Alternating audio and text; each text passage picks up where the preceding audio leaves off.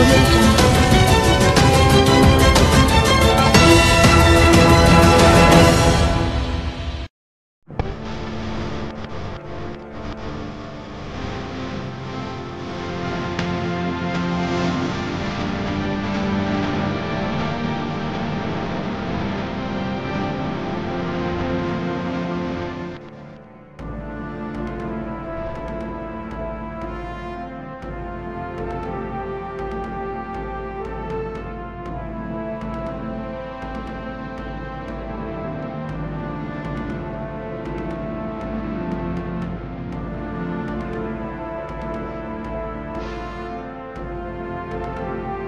Fenomena kembalinya sejumlah orang yang mengklaim diri sebagai anggota Organisasi Papua Merdeka, OPM, Kepangkuan Negara Kesatuan Republik Indonesia, NKRI, dalam beberapa tahun terakhir ini, dipublikasikan jumlahnya meningkat.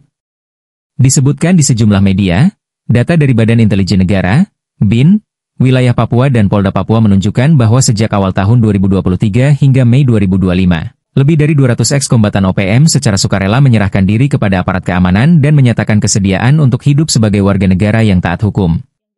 Seperti dikutip oleh situs papua.indonesia1.co.id, mereka yang menyerahkan diri berasal dari berbagai wilayah rawan konflik, mulai dari Intan Jaya, Puncak Jaya, Yahukimo, hingga Lani Jaya. Penyerahan ini tidak hanya disertai dengan pelepasan senjata api, tetapi juga pernyataan terbuka untuk meninggalkan jalan kekerasan dan mendukung pembangunan di wilayah masing-masing. Berita terbaru adalah dari Kabupaten Puncak. Minangge Murib adalah anggota kelompok separatis Organisasi Papua Merdeka, OPM, yang memutuskan untuk kembali ke Pangkuan Negara Kesatuan Republik Indonesia, NKRI. Ia menyatakan sumpah setia kepada Indonesia dan mencium bendera merah putih. Minanggeng mendatangi pos Komando Taktis Satuan Tugas, Satgas, 700 Wirayuda Cakti, yang berada di Distrik Ilaga, Kabupaten Puncak, Papua Tengah, pada 29 April 2025. Ia datang ditemani keluarganya, kepala suku Ablom Kogoya, tokoh agama, dan warga setempat. Komandan Satgas 700 Wirayuda Cakti, Letkol Infantri Geraldo Tabasonda, menyambut baik kedatangan Minanggeng Murib. Ia mengapresiasi peran tokoh adat yang turut mendampingi proses tersebut.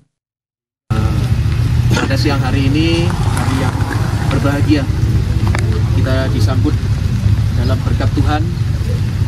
Tuhan Allah memberikan kita berkat dengan adanya hujan yang segar, air sebagai sumber kehidupan kita.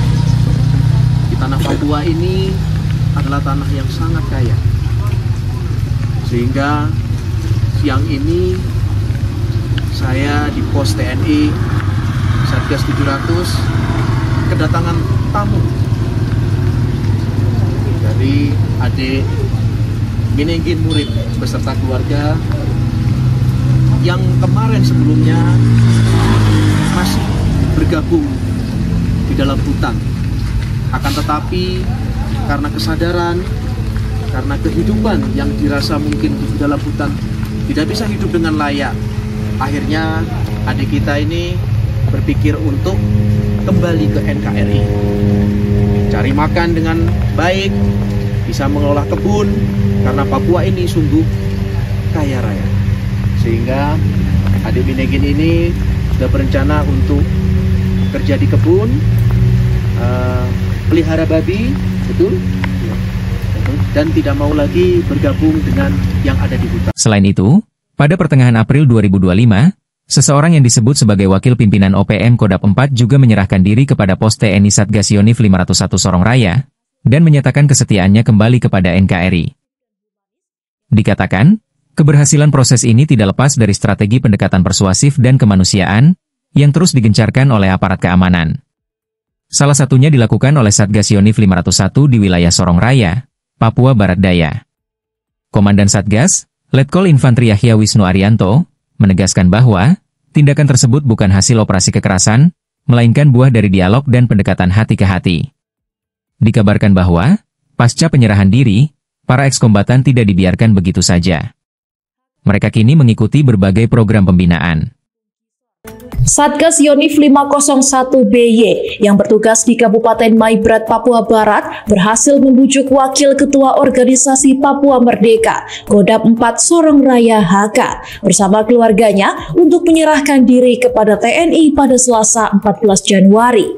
Keberhasilan ini tercapai berkat pendekatan persuasif dan humanis yang dilakukan oleh Satgas Yonif 501 BY di bawah komando Letkol Infanteri Yahya Wisnu Arianto.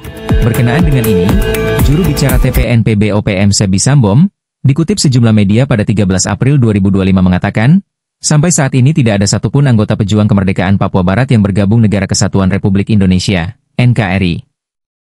Menurut dia, semua milisi yang tergabung dalam Tentara Pembebasan Nasional Papua Barat, Organisasi Papua Merdeka, OPM, masih solid dan eksis hingga detik ini.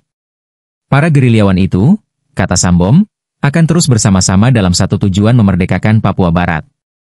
Tidak ada anggota TPNPB OPM yang bergabung ke NKRI. Kami masih tetap solid dan eksis, bersama-sama berjuang, untuk kemerdekaan Papua Barat. Kata Sambom menjawab pertanyaan jurnalis dalam wawancara dengan sejumlah media. Sambom menyatakan, saat ini TPNPB OPM memiliki jumlah anggota sebanyak 90.000 personel. Klaim puluhan ribu personel itu, menurutnya, tersebar di 36 wilayah komando daerah, Kodap, yang setiap Kodap didukung sebanyak 2.500 personel. Ditambahkannya, anggota yang bergabung dalam TPNPB OPM tidak didapat dengan cara rekrutmen resmi, melainkan kesadaran masing-masing warga Papua, yang memiliki kesamaan prinsip dan ideologi perjuangan. Sambom yang kerap muncul di forum internasional memperjuangkan tuntutan kelompoknya itu mengakui, pihaknya tidak memiliki topangan, alutsista, yang lain, selain berupa senjata api jenis laras panjang dan pistol sebanyak 600 unit. Disinggung kemungkinan adanya upaya damai dan bergabung kembali dengan NKRI, Sambom menuturkan, pihaknya tidak memiliki konsep berdamai dengan pemerintah Indonesia. Menurutnya, pihaknya menerjemahkan bangsa Indonesia yang berada di Papua adalah bentuk kolonialisme. Negosiasi atau perundingan dengan Jakarta, dipaparkan Sambom, bisa dilakukan namun hanya dalam kerangka kemerdekaan Papua Barat. Pendapatnya, kemerdekaan Papua Barat mutlak harus diakui pemerintah Indonesia, lantaran Papua Barat sudah merdeka sejak 1 Desember 1961. Berkenaan dengan bantahan Sambom ini, Kepala Pusat Penerangan, Kapuspen, Mabes TNI, Maijen TNI Kristome Sianturi, kembali membantah pernyataan jubir TPNPB OPM, Sebi Sambom, yang menyatakan anggota di pihaknya tidak pernah ada yang sadar, kemudian bergabung dalam naungan Negara Kesatuan Republik Indonesia, NKRI. Kristome Sianturi menilai, anggapan Sambom itu bisa jadi sebagai taktik dan strategi komunikasi, agar publik luas menduga OPM tetap kompak dan solid, dalam memperjuangkan kemerdekaan Papua Barat. Klaim Sebi Sambom tersebut, lanjut perwira tinggi bintang 2 TNI itu karena Sambom memang tidak tahu, atau tidak mau mengakui bahwa, banyak mantan anggota OPM yang menyadari kesalahannya. Di mana setelah sadar akan kesalahannya, lalu kembali ke pangkuan Ibu Pertiwi. Saling klaim antara pihak pemerintah Indonesia dan Tentara Pembebasan Nasional Papua Barat Organisasi Papua Merdeka, TPNPB OPM, seperti tergambar dalam kasus penyerahan diri sejumlah eks-kombatan OPM, mencerminkan betapa konflik Papua tidak hanya soal kontestasi fisik, tetapi juga perang narasi.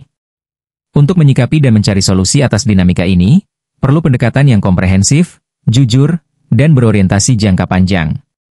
Berikut adalah solusi yang dapat dipertimbangkan. Pertama, transparansi data dan verifikasi independen.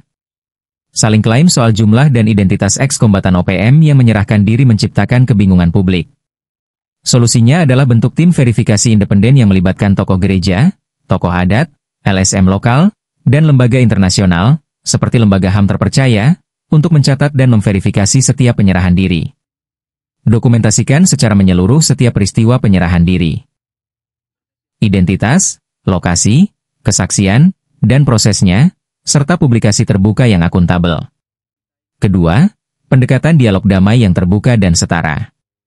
TPNPB OPM menolak pendekatan damai dalam kerangka NKRI, sementara pemerintah menolak gagasan kemerdekaan. Solusinya adalah pemerintah Indonesia perlu membuka opsi dialog, yang tidak menuntut prasyarat politik mutlak, tetapi difokuskan pada penghentian kekerasan, perlindungan warga sipil, dan rekonsiliasi. Pertimbangkan pendekatan seperti model Helsinki, Aceh memfasilitasi dialog politik, dengan perantara internasional tanpa harus langsung mengakui kemerdekaan, namun mengakomodasi aspirasi politik secara bertahap. Ketiga, rekonsiliasi dan pengakuan atas luka sejarah. Klaim bahwa ex-OPM tersesat seringkali mengabaikan kompleksitas latar belakang perjuangan mereka. Solusinya adalah pemerintah perlu menginisiasi proses rekonsiliasi historis, yang melibatkan pengakuan atas pelanggaran HAM masa lalu dan trauma kolektif masyarakat Papua. Libatkan Komnas HAM, Dewan Gereja Papua, dan tokoh intelektual Papua, untuk menyusun narasi bersama mengenai masa lalu dan masa depan Papua. Keempat, penguatan program reintegrasi sosial ekonomi. Pasca penyerahan diri, ekskombatan sering menghadapi ketidakpastian sosial dan ekonomi. Solusinya adalah perkuat program reintegrasi dengan jaminan, pelatihan keterampilan, pekerjaan, pendidikan bagi anak-anak mereka, serta pendampingan psikososial jangka panjang. Berikan ruang kepada ekskombatan untuk menjadi bagian dari pembangunan daerah mereka dengan posisi terhormat, bukan hanya sebagai objek pembinaan. Kelima, edukasi publik dan pengelolaan narasi media. Perang narasi membuat masyarakat bingung dan terpecah. Solusinya adalah dorong media nasional dan lokal untuk menyajikan informasi yang berimbang dan memuat suara dari berbagai pihak, termasuk ekskombatan, tokoh gereja, masyarakat sipil, bahkan pemerintah perlu memberikan izin media independen asing untuk meliput Papua. Kembangkan program edukasi damai di sekolah-sekolah dan komunitas tentang sejarah konflik Papua, hak asasi manusia, dan nilai dialog. Keenam, mendorong peran aktif masyarakat sipil dan tokoh Papua. Suara masyarakat sipil Papua sering tidak terdengar dalam proses pengambilan keputusan besar. Solusinya pemerintah dan aparat keamanan perlu melibatkan tokoh-tokoh sipil Papua, baik yang pro-NKRI maupun yang kritis, dalam merancang masa depan Papua. Bangun forum konsultatif reguler lintas aktor, negara, OPM, gereja, perempuan, pemuda, dan diaspora Papua. Jadi, saling klaim seperti ini bukan sekadar persoalan siapa yang benar, tetapi lebih dalam lagi adalah soal bagaimana membangun kepercayaan. Tanpa kepercayaan, tidak ada upaya penyelesaian yang bisa bertahan lama. Maka, solusi terbaik adalah dengan membuka ruang dialog jujur, mengakui luka, dan merancang masa depan yang lebih inklusif dan adil bagi semua orang Papua. Saudara, dukung perubahan positif untuk Papua. Jika video ini dan konten lainnya di Jejak Papua Channel ini bermanfaat dalam mencari solusi bagi berbagai tantangan di tanah Papua, maka mari bersama mengambil peran. Klik subscribe untuk terus mendukung informasi dan inspirasi bagi Papua yang lebih baik. Bagikan video ini melalui WhatsApp dan media sosial agar lebih banyak orang bisa ikut serta dalam perubahan. Tinggalkan komentar di setiap video. Suara dan pandangan Anda sangat berarti dalam membangun diskusi yang konstruktif untuk Papua yang damai dan sejahtera. Setiap subscribe, share, dan komentar dari Anda adalah langkah nyata menuju perubahan. Mari bersama, wujudkan Papua yang penuh kedamaian dan kesejahteraan secara permanen. Amin. Salam damai.